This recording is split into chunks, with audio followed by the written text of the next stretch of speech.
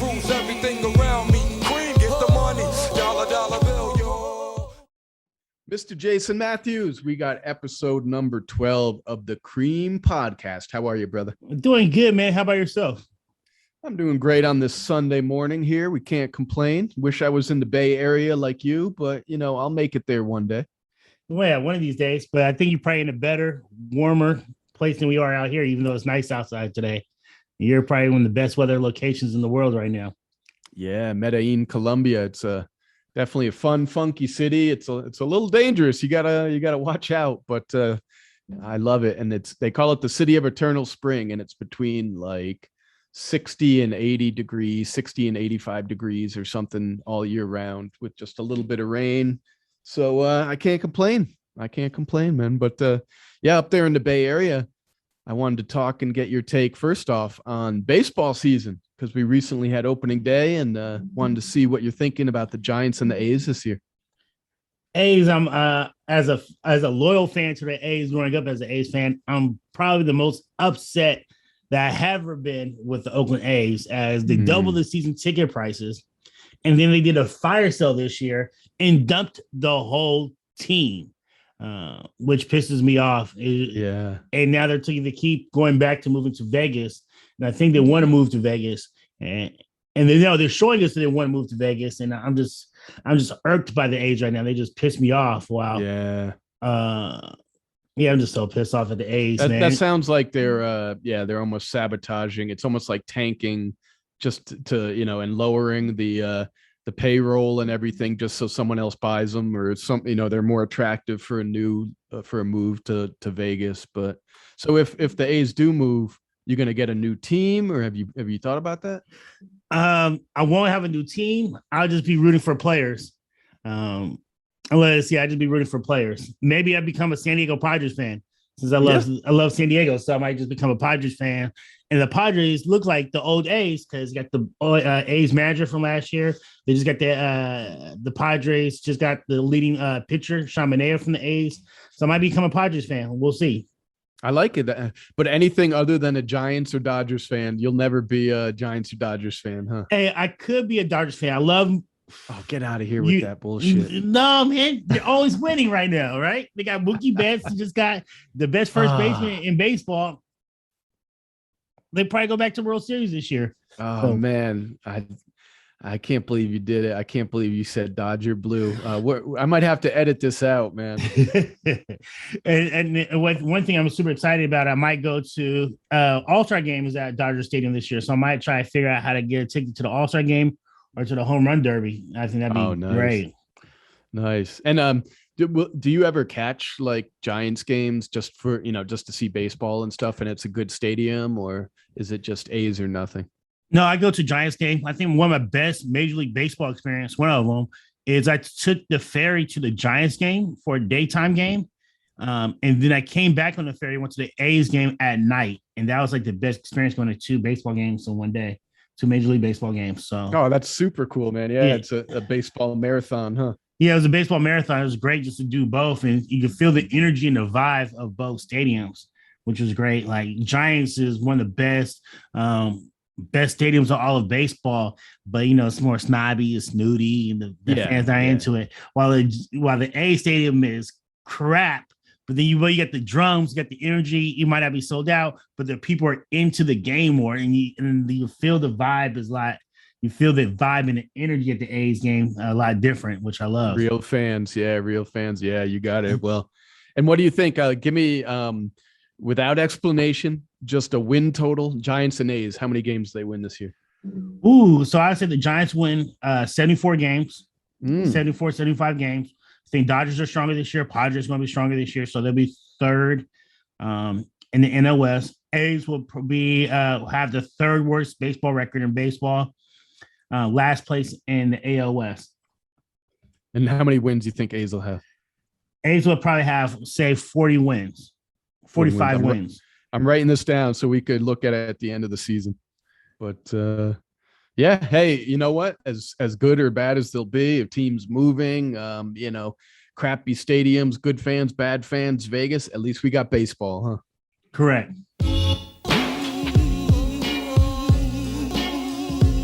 All right, Jason, now on the C.R.E.A.M podcast, we're going to touch base about the stock market. You have some interesting analysis about how the stock market has done in the first quarter of 2022. So tell us about that. Yeah, so the first quarter of 2022, the NASDAQ, which is the tech biggest index, is down 9.1% for the first quarter. S&P 500, which is the 500 biggest publicly owned companies in the country, is down 5%. And then the legendary Dow Jones Industrial Average is down 4.6%. It's been a very turbulent, volatile first quarter, but hey, last 2 years been a huge boom during COVID for the stock market, and now we just have a little drop right now. Absolutely, yeah. I know the bull market of the last 2 years since March of 2020, when it dropped like 34% or something crazy when COVID first crashed us all, crashed the party. The bull market was actually the fastest to double at 104% returns in history. So coming off of that hot stock market, this is just a little bit of a hiccup, a little bit of a correction, huh? Yeah, just a little bit. Definitely a little bit. And I would say that it was expecting. You could tell that it probably was. Even when people talking about this economy slowing down, it just totally makes sense. You had 2 years of huge amount of stimulus where you have 40% of the world of all the money ever printed in the United States was printed. And now you don't have all that stimulus. So naturally, the economy is going to slow down from having all that stimulant money just roaming around everywhere. Makes sense to me. All right, Mr. Jason, now we're going to talk about something on everyone's mind, especially when they go to the grocery store, the gas pumps, and that is inflation. I wanted to get your thoughts and your take on inflation these days. Yeah, inflation looks like we're back in the 70s with inflation in my eyes, where right now food prices are expecting to increase 4.5 to 5%. The good thing is we're seeing a little bit off of the gas prices, but it's not just the interest rates are affecting everything. It's a lot of it's the supply chain issue. So one thing we're hearing about is the wheat prices are going to cost a lot more for wheat prices due to the Russia-Ukraine issues, because a lot of wheat does come from Ukraine and is going to affect prices throughout the whole world for the cost of wheat as well. So it's costing a lot more to go out to eat, 5.5 to 6.5% more it costs to go out to eat. And as well as, which is the good thing is that more workers and laborers are asking for more money for the wages. The downfall, instead of the companies are coming out of pocket for it, they're just charging more back into the consumer for purchases with it.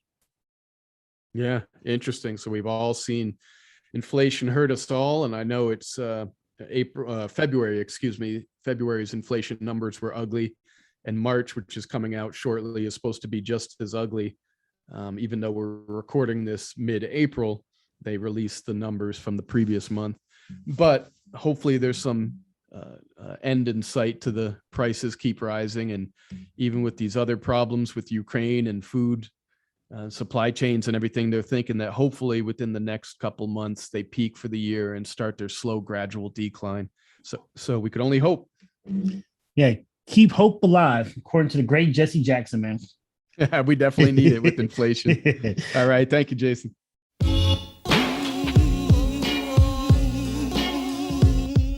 All right, Jason, this topic now on the C.R.E.A.M podcast might get some people in hot water with their spouse, their boyfriend, their girlfriend. Put the kids to bed. We're going to have a real conversation. This is the question. We're going to talk about financial infidelity, financial cheating. So is not telling your spouse or your boyfriend, girlfriend, your partner about certain money matters, is that emotional cheating? Is that financial infidelity? What's your take on that? That is financial infidelity. I think it's good to be open and honest with your spouse, your loved one, about what's going on financially wise with you, what you guys are doing, especially when you're making big financial decisions. You don't want to go into buying a house together thinking the person got an 850 credit score and they got a 400 and they got no money down on it either. So it's highly important that you guys be clear on your financial fidelity. So you're saying that if I go out and, I have a wife or a serious girlfriend and I buy a car without asking her or telling her, and I spend our, money that we were both counting on and stuff, you're saying that's cheating? That is cheating. You're not being honest. You're just changing the whole financial world of your significant other. And I think when you make big purchases, you guys need to be clear about it and communicate on that. Man, I got some work to do, I guess, in the relationship. Huh? I guess I'm a cheater. No, just kidding around. But you're actually in tune with what a lot of people think. 43% of adults in the U.S. admit financial infidelity in their lives. 30% of couples have committed financial infidelity over just the last year. That includes the largest forms of financial infidelity or cheating are secretive purchases. If you're spending money on shoes, handbags, cars, your hobby, something that you shouldn't be, instead of saving it or paying down debt, 31.4% of people are doing that. Hiding debts from people, that's a bad one, 28.7%. Credit score is a big one as well. You get to a point of a relationship, you're going to get married. It's time to pull those credit scores and see what you're dealing with. And dishonesty about income is about 22% of financial infidelity. Hey, girl, I'm a doctor. I make $400,000 a year. Instead, you work at McDonald's making minimum wage. Man, So all my lies in the club are coming back to haunt me, huh? Once I get. So definitely, this is a couple stats about financial infidelity, and we're joking around, but Jason's right. You should have serious conversation with your partner, your spouse, your loved one, and be a team going forward with good communication. All right, Jason, last episode of the C.R.E.A.M podcast, we talked about financial infidelity. Are you cheating on your spouse when you hide debts, when you're lying about income and other financial matters? Today, we're going to talk about things couples fight about, and a lot of that comes down to finances as well, as we'll find out. So tell us, according to scientists, researchers, counselors, the number one thing that people fight about in relationships these days. Oh, no doubt. Sex and money, man. So those are tied number 1 and 2, I think. I don't know which is first and second, but for a lot of couples, sex and money are the number 1 and 2 in whatever order you want to put them, things that people fight about, huh? I think the famous Chris Rock said, "Ain't without no finance, you can have no romance." No money, no honey. No money, no honey. As they say. But yeah, that's crazy that the things that couples fight about, whether they're boyfriend, girlfriend, especially when they're married, you get sex, but then money is the top one. Some of the others on the list then are about in-laws. So I know many of us have had fights about the in-laws, housework, allocation of housework, free time, what we're doing with our free time, attention and affection. But the one consistent is money. Funny when you think about Chris Rock, I remember he even said that men can't deal with sex changes. Well, women cannot do lifestyle changes. And one of his kind of like comedy stands on HBO like 10, 15 years ago. And that's the truth. So yeah, I definitely can see that. Yeah. So a lot of people fight about money, finances, the stress of finances. It puts a huge burden on the relationship, especially if two people aren't on the same page. One is spending at a certain level and enjoying life. The other's trying to pay down debt and has certain goals. So it comes back to it. You have to communicate and you have to be on the same page, or else it just doesn't work. Yeah. And then you think about it, especially with money, with your stress, if lack of money in a household, living check to check, that puts a lot of strain and stress on your relationship, especially if you can't do things you guys want to. And they don't seem like they're moving up economically as a couple or financially wise. It can be very tough and stressful, especially when people lose jobs in the family, and the lifestyle has changed, or the person can't find a job that pays once as another. You start seeing those roads cross, and it changes. It get difficult for a lot of couples, and you see it more and more all the time in this world. Yeah, that's some good advice. So that's your professional advice about money and couples fighting about money. How about sex? Do you have any advice or guidance for people about sex, or you want to leave that one alone? I'll give it. Have plenty of sex as a couple. The more sex, the better as a couple. You do that, you have a better relationship and communication. Hopefully, from that. Look at that. You're solving financial problems. You're solving problems in the bedroom. Is there anything you can't do? Oh man, I can do it all, man. I can do it all. There you go. On the Cream podcast, you got some good money advice, and you also got some sex counseling. Definitely keep it fresh, keep it new. Spend quality time with each other as much as possible. But also, distance is good, and coming back is even better for us missing each other. So. No, wait, was that about sex or was that about money? I don't know which one you're telling us to get freaky about. Get freaky with our investments or get freaky within the bedroom? Which one? Both. Both. There you go.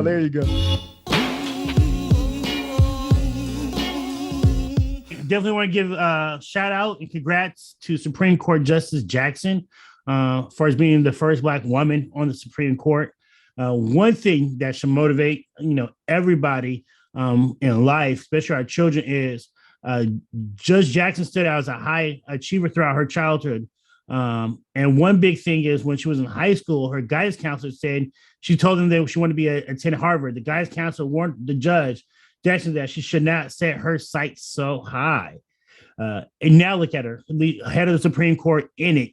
And something that touched my heart also is she said, my family went from segregation to the Supreme Court in one generation. And I could definitely relate to that. As both of my parents grew up in the segregated South, went to segregated schools. And now the world has changed drastically from how my parents grew up to now. So that's a huge inspiration. So definitely congrats, Supreme Court Justice Jackson. I definitely believe that Supreme Court should reflect the body of America economically, race-wise on the Supreme Court. So it reflects all people in this country. So I definitely want to give a shout out to her being on the Supreme Court. All right, Jason, we're going to release this podcast right around Earth Day, which is April 22nd. And Earth Day has been going on since the 1970s. And it's a big day where we're supposed to raise awareness about climate change and pollution and what we could do to take better care of Mother Earth. But these days, we should pretty much have Earth Day every day because climate change is real and it's growing very quickly and it's affecting us not only in our quality of life, but financially. So I wanted to talk about a few things there in California. You have a quick list based on recent research by the Legislative Analysis Office in California of how climate change can very quickly affect Californians. You want to go down that list for us? Yeah. Right now, the things we're seeing is higher average temperatures and periods of extreme heat, more frequent and intense droughts. It seems like every year we've seen droughts now in California, increase of floods, more severe wildfires. I remember growing up, I feel like we had wildfires, and now we have it almost as a season of just wildfires. So you know that the quality of your air, the smoke, every single year is going to be cloudy. You might have orange skies and the smoke, and kids can't go outside, and nobody can go outside. Mm-hmm. And which is I could definitely relate to that. And then we're going to see more coastal flooding and erosion off of places. So we're seeing that here in the Bay Area on certain parts of the more erosion in certain neighborhoods, like in Pacifica and in more coastal cities. We're definitely seeing that. Yeah, definitely. And it's scary how we're not talking about, our grandkids, how their life will be affected anymore. We're not talking about our kids. We're talking about what's happening in the next couple of years. That's how quickly the climate is shifting, and we're seeing climate chaos all over the world. The White House, the Office of Management and Budget, just released a comprehensive report, first of its kind, huge, about the approximate economic impact of climate change. And based on their predictions, they say it could reduce our economic impact by about 10% or about $2 trillion per year right now. Now, a lot of that comes in federal disaster relief funds for hurricanes, flooding, for subsidizing farmers, all these things that we might not see. But guess who pays that money? It's going to be consumers in the form of taxes, what they pay at the grocery store, what they pay at the gas pump. So it's high time we all get on board with climate change and the simple things we could do to start making this world a better, safer place. Oh, so true. So true. We see how much money we're giving relief every time we see these hurricane disasters or earthquake relief or fire relief, how much you have to give out to help those people get bounced up, to build up communities like we did in New Orleans and other cities nationwide. So it's definitely something we have to consider, and we have to pay a lot more pay more attention, and not just pay attention, but be active and put action towards trying to reverse this climate change as much as possible from what we're seeing. Yeah, absolutely. I've done a lot of studies and research and actually work in the space a little bit as a marketing agency with some solar clients and some clean energy clients. And basically the consensus is we're trying to keep global warming under 1.5 degrees Celsius. Above that, and some really bad stuff starts to happen. So we all could play a part in that, but it's definitely doable. But we all need to act now. Norm, for all the people like me who's not good on our conversion rates, what is 1.5 Celsius compared to Fahrenheit?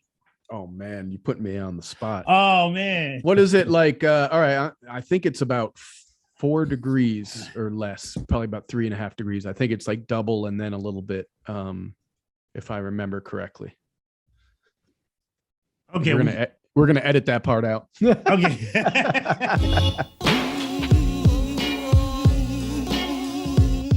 Jason, now on the C.R.E.A.M podcast, you are going to give a shout out to someone who's doing a great job. What do you got for us today? Yeah, I want to give a shout out to the Association of Realtors Property Brokers. Congrats on you guys' Realtors Week last week.